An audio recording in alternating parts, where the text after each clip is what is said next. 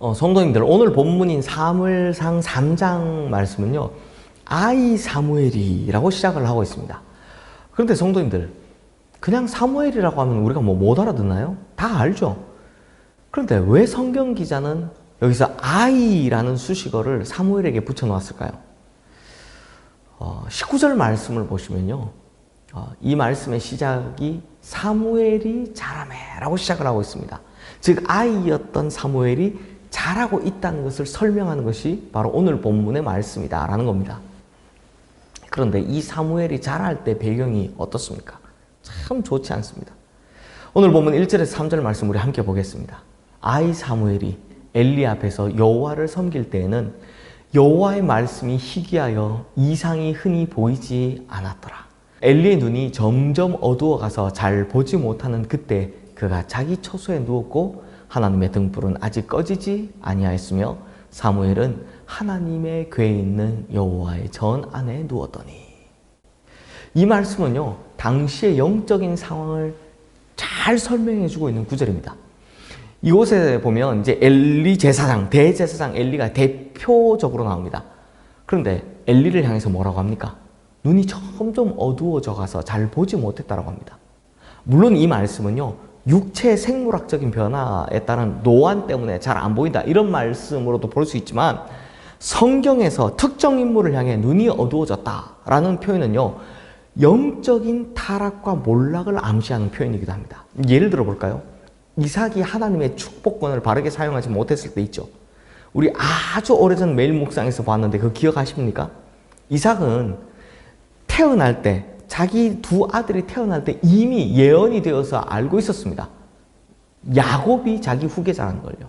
그런데 자신의 마음에 들었던 에서에게 장자의 축복권을 넘겨주려 하는 겁니다. 그때에 이 야곱이 이렇게 털 붙이고 아버지 속이는 장면이 나오죠.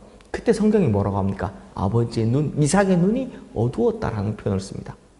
그러므로 성경에서 눈이 어둡다라는 표현을 특정 인물에게 쓸 때는요, 이게 육체적인 눈의 침침함을 표현하기도 하지만 반드시 그것만은 아니다라는 겁니다. 때론 영적인 상태를 이야기하는 것이기도 합니다. 그래서 오늘 본문 1절 말씀 마지막 부분에도 여호와의 말씀이 희귀하여 이상이 흔히 보이지 않았더라 라고 이걸 겹쳐서 설명하죠. 즉 그 시대의 영적인 상황을 설명해 주고 있는 겁니다. 그리고 바로 그런 영적인 어둠의 시대에 하나님께서는 사무엘을 준비해 두고 계셨습니다. 그리고 이 사무엘에 대해 오늘 본문은 잘하고 있다라고 합니다. 그럼 이게 무슨 의미를 가질까요? 월터 브루그만이라는 유명한 구약학자가 계십니다. 이분은 설교학에서도 유명하고 구약학에서도 유명한데, 이분이요, 오늘 본문에서 아주 중요한 주석을 남기셨습니다. 뭐라고 하셨나요? 하나님의 일하시는 방식은 사회성을 가진다라는 말입니다. 얼핏 듣기에 이해하기가 좀 어렵지만 굉장히 중요한 말입니다. 이것이 성경의 기자가 사무엘상 3장 전체를 기록한 가장 중요한 목적이기 때문입니다. 이해를 돕기 위해서 예를 하나 들어볼게요.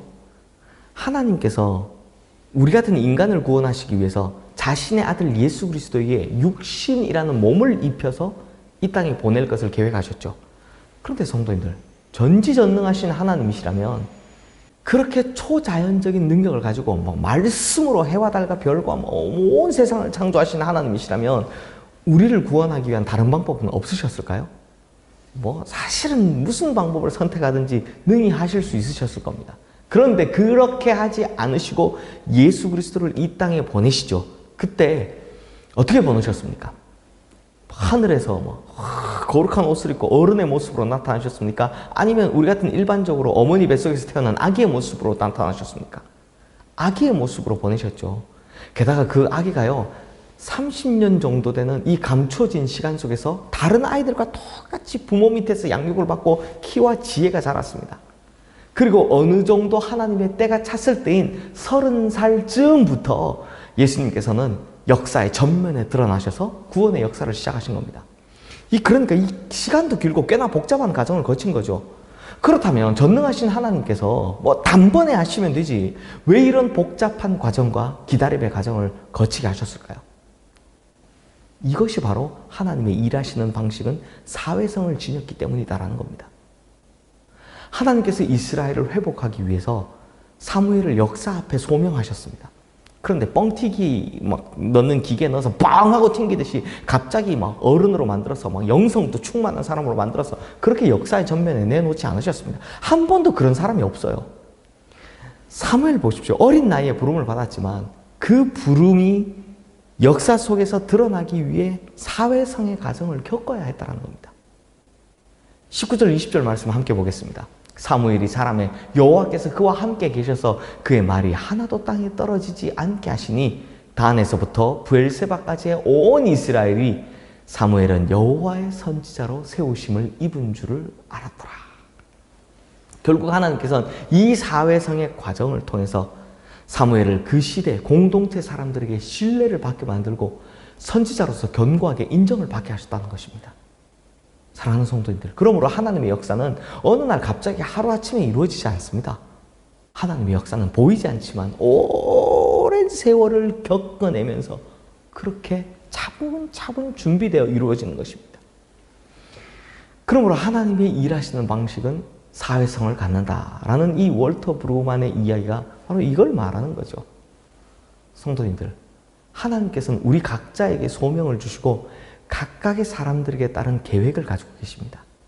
그러나 하나님께서 그 모든 일을 어느 날 갑자기 뻥 하고 튀어나오게 하시는 그런 분이 아니십니다. 우리의 긴 생애를 통해서 철저히 스텝 바이 스텝 차근 한 걸음씩 그 과정을 거치게 하시는 분이시다라는 것입니다. 그러므로 우리 성도님들도 이 과정을 잘 이해하시고 막 어느 날 갑자기 놀라운 일을 일으켜 주십시오. 이걸 기대하지 마시고 이런 기도도 하지도 마시고요. 지금부터 준비하는 과정임을 믿고 한 걸음씩 그 과정을 잘 밟고 나아가 하나님께서 원하시는 때 하나님께서 뜻하시는 바대로 응답을 받고 세움을 받는 우리 성도님들 되시기를 주님의 이름으로 축원합니다. 기도하겠습니다. 하나님 아버지, 우리가 주님의 계획 속에 살고 있음을 우리가 인정합니다. 하나님, 지금은 보이지 않고 아무것도 되지 않은 것처럼 보이지만 이 과정이 있어야 하나님께서 세우시는 때도 있다는 것을 믿습니다. 그러므로 주님, 이 과정 안에서 우리가 차근차근 한 걸음씩 주님께서 맡기신 일들을 잘 감당하며 살아가는 성실한 사람들 되게 하여 주시옵소서. 그래서 주님께서 원하시는 그때, 주님께서 세우실 때 우리가 그 자리에 서서 주님과 더불어 함께 사역하는, 그리고 사람들에게도 인정받는 우리 모두가 되게 하여 주시옵소서. 예수 그리스도의 이름으로 기도드리옵나이다. 아멘.